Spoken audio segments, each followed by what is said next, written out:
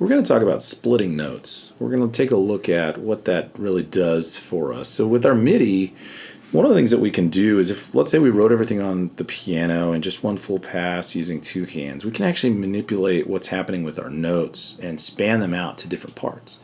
Let's take a listen to this piano section real quick and then we'll span it out.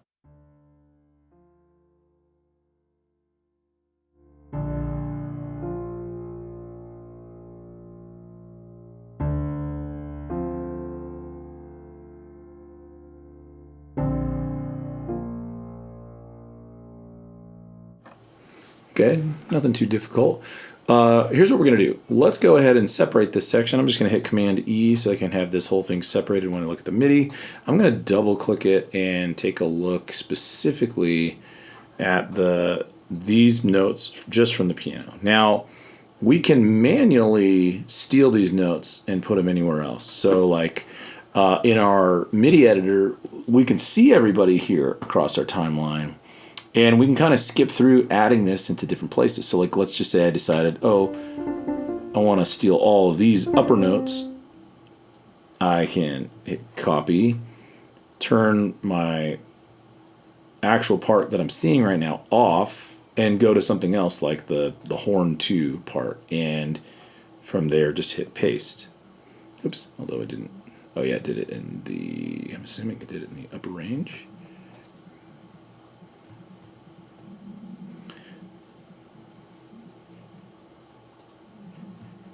There we go, sorry.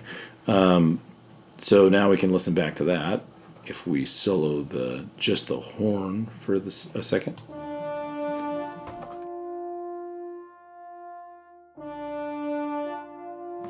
But there's another way to do this.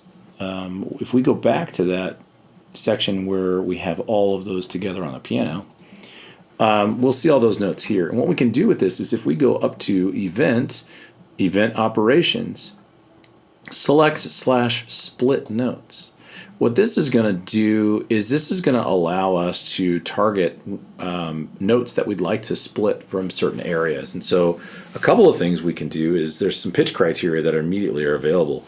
And we can split notes in specific ranges. We could say, hey, this note from this note to this note is going to be split. Or we can just say, you know, we're going to take the top, one note of each chord or the top 2 notes of each chord. Every time there's multiple notes, we'll take the top 2 notes of each chord. And obviously it's a little easier with one. We can also use other criteria such as duration, position, velocity. And then the action is either we're going to select those notes or we're going to split those notes. And what we can do is we can actually modify a little bit of how we, use that if we decide we want to select those notes. But let's look at the split. If we do this as a split, it has a couple options. We can either cut it or we can copy it. And we can copy it either directly to a new track or a new track per pitch so that every note gets a new track. Or we could take it to the clipboard and manually take it somewhere. So like let's say we use the clipboard as we're going to copy but not cut. Cut would eliminate those notes. If I hit cut and I hit apply, it's going to take away those notes. Sorry, I have to pick the range. So it's going to take away my top note of each chord.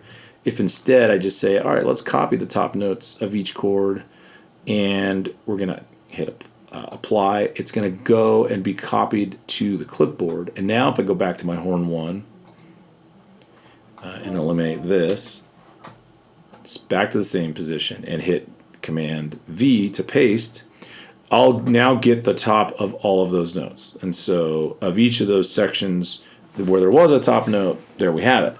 Now, if we go back and change the criteria, though, if we go split these notes based upon some different elements, one of those being, let's just say we're going to pick positions. So, any note, and we can see them over here on the piano roll. This shows us our octaves. These little numbers are our octaves. And so we can see that this is C1, there's C2, C3, and C4. That's what the little number means, and that's the note C. So we just said, let's take anything between C2 and C3. That sounds like a great idea. In this instance, though, instead of copying them to the clipboard, let's go ahead and copy them to a new track. And let's hit apply.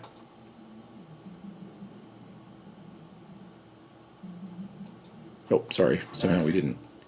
I thought we had them all highlighted. There we go. So now what we should see is a new track that just fell under the stir strings. Eliminate this for a second. And there it is. And now the only problem with it is there's no voicing on it. Like we have to go in and manually add a virtual instrument to use it. But splitting notes is a really good thing because I think that if I were to think about the way that I compose, it's very easy, especially in long form, when you're trying to compose a 30-minute piece for film or TV. It takes many, many hours to get through each minute. I would say one of the projects that I worked with, it probably took me almost 2 days to get through each minute. And that's just a lot of work. And a lot of it is it's kind of easy to get lost in the arrangement part before the sequencing is done.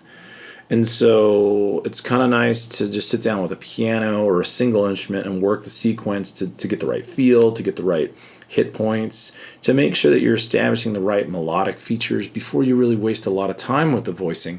But then it leaves the task of having to go back and set up the arrangement and start to voice everything vertically by adding instruments and the real sounds that you like to use. So the split note feature is a real simple tool that allows you to do that kind of quickly so that you can write all on one MIDI track, on one instrument track, and on one instrument to be able to have those ideas split out. Now, it doesn't mean that you don't go and add a bunch of counter elements on different tracks. It just means that this is a really good starting point to allow you to move quickly and then move on to the next step and know that you're ready for those next steps.